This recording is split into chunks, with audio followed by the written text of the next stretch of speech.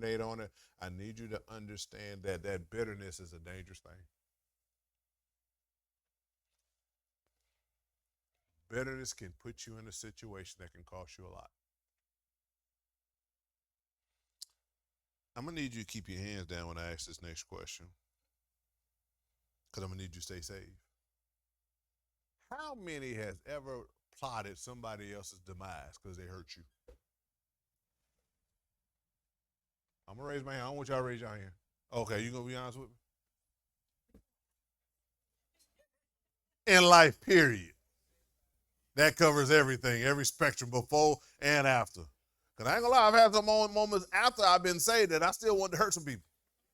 So let's be real for a moment. It happens. Life happens. You can still be saved and have feelings. You can still be saved and think people come against you and you go back to that old you.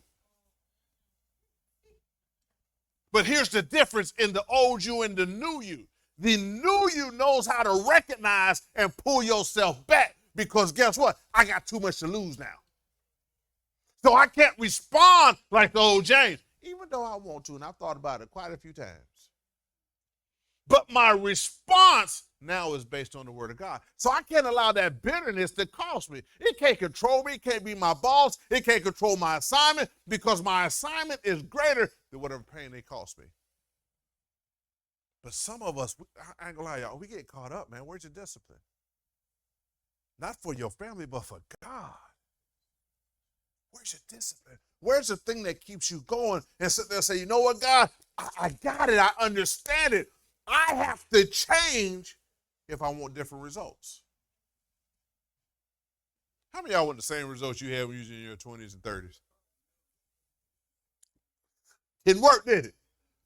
Be like, I ain't gonna lie, I loved it, but I experienced it, but I also know it wasn't helpful to me physically or spiritually. Because the things I did in my 20s, I can't do now. Because, you know, people kill you for stuff, for the little stupid stuff we used to do. And so now, but here again, I need you to remember that and have that same energy. If you got kids or grandkids, they're going to go through their 20s. So when they do that stupid stuff, all you got to do is sit back and giggle and be laughing like, yeah, I did so. Don't tell them what you did. Just be like, yeah, okay, cool. Yeah, I understand, but let me tell you how I got through. Because when they come to you and they consult you, guess what? They're not looking for you to tell them what to do. They're looking to tell me your testimony. Because guess what? They're not going to follow your steps or your process. Each person has to develop their own. So when you start to look at this, you know, it takes more strength to let go than to get even. We put more energy in trying to get even than what God said, just let it go. No, God, I can't let go. Can't let go. Your assignment is to be better than the people that hurt you.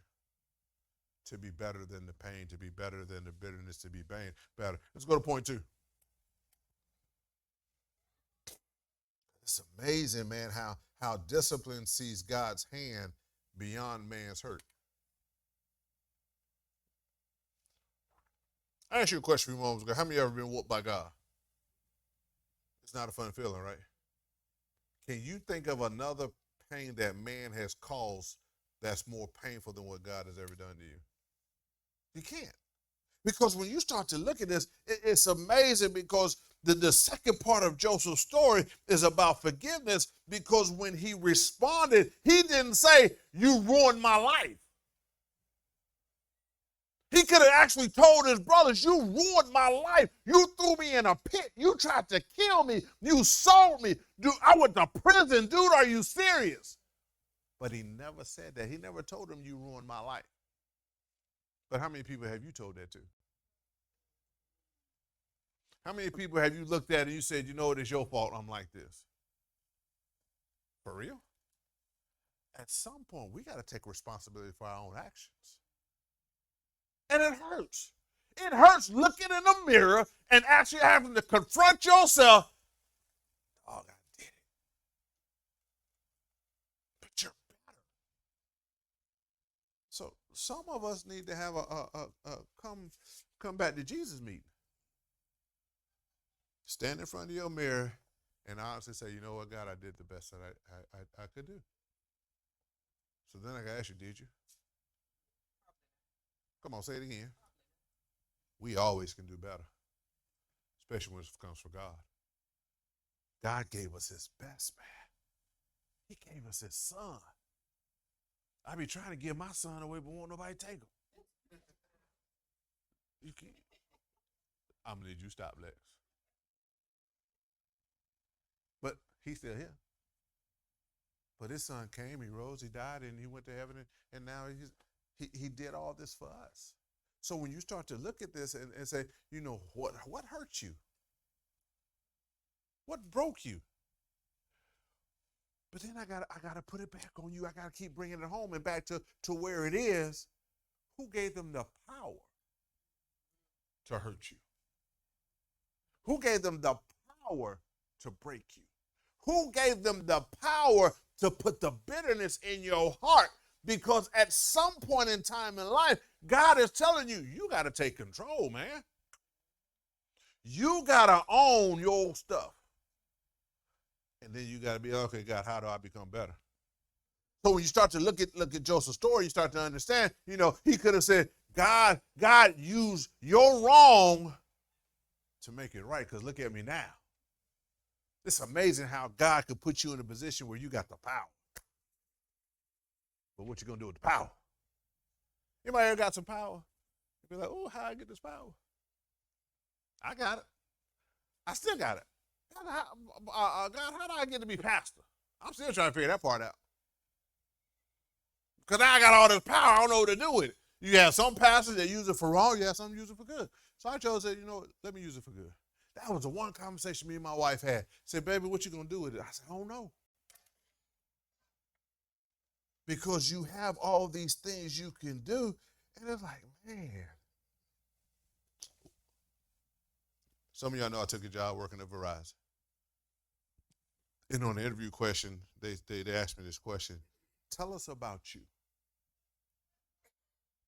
What should we know about you? I was like, man, that's a good question. If God came to you right now and say, tell me about you, what would you tell him?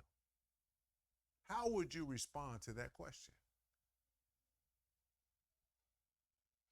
I heard that. Here's the funny part. When that lady asked me that question, I said, you know what? Let me tell you about me. I've been blessed. She said, what do you mean? I said, I've been blessed. I have a position to where I can marry people. I can bury people. I can do counseling. I can do baby christening. I can do baby dedications. I can do marriage retreats.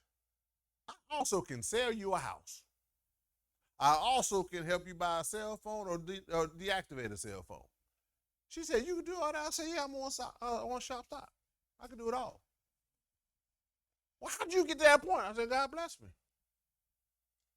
Now, is it all on me? No. And I understand that. It's all on God. So what are you going to tell God? Yeah, he knows who you are. Question is, do you?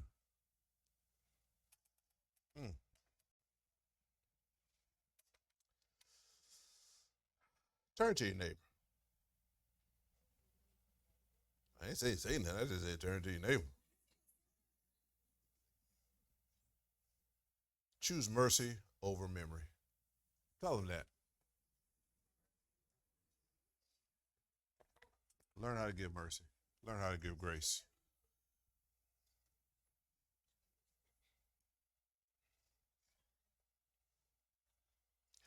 You know, as I'm sitting there looking at this iPad, it's almost coming blank to me.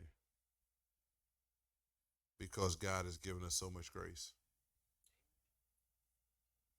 He's given us so much grace. The question is, when you're going to extend grace. So, here's what I'm going to ask you to do right now.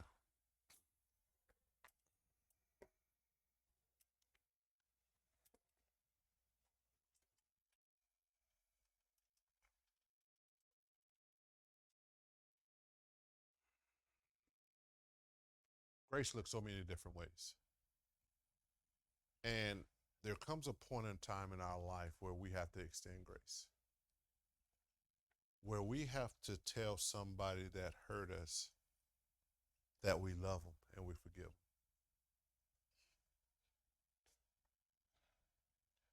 And I want you to think about somebody that has ought you or hurt you. And just put them in your head, put them in your spirit right now. It can be a family member, it could be a mom, it could be a dad, a brother or sister. It could be somebody that's close to you.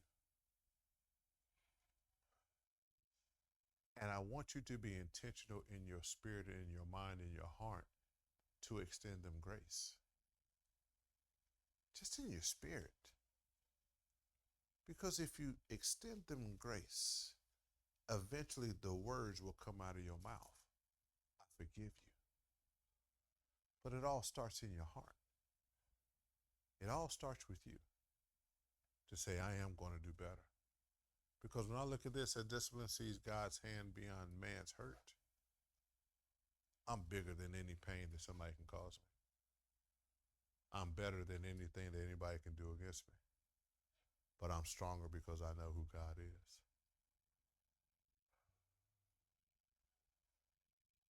If you've lost a loved one, I want you to stand to your feet.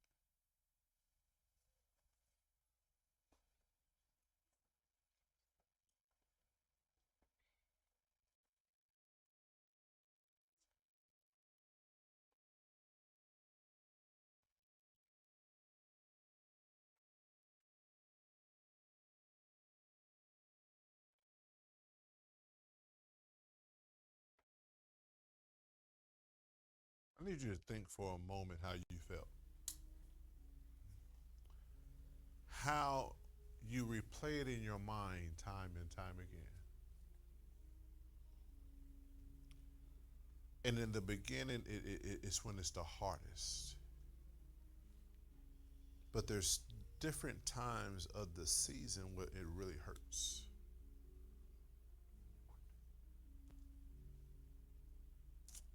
And because today is our first Sunday here, our first Sunday back without Brother Jerry, our first member to ever pass, that as a church family we have to surround ourselves. But I'm going to share this with you, and I want you to think about this for a moment. Birthdays are hard. That very first birthday. I'm going to share something with you. I believe Jerry's birthday is November 10th. 2 weeks away. Then we have Thanksgiving right after that.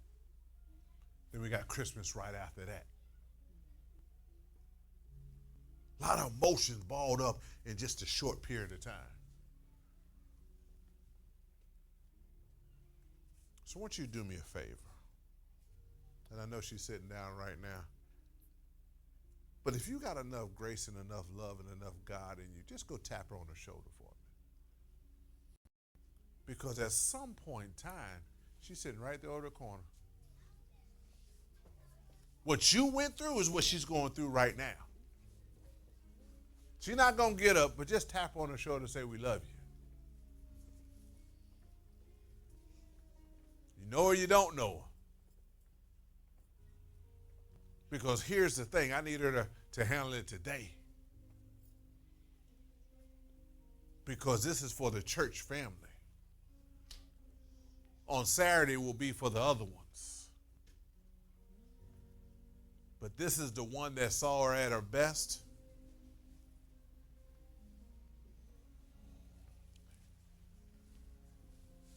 Don't take up all the time now.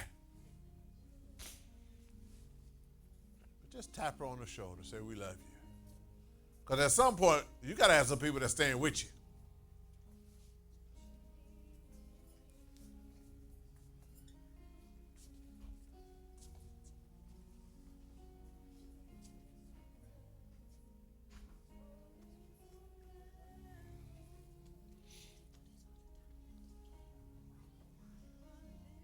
And you got to remember that. I heard you.